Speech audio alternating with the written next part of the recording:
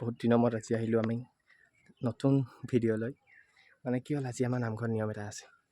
নিয়মটো এই কৰিবলৈ আৰু আজি দেখাম আপোনাক। নামঘৰটো ল'ব যিহেতু, এফালৰ পৰা চব দেখাই যাম দেই।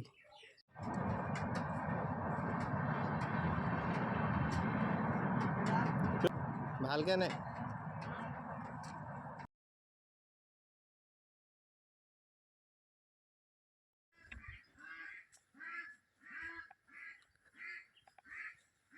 এয়া নামঘৰলৈ বুলি ৰিম্পি, হেল্ল' ৰিম্পি,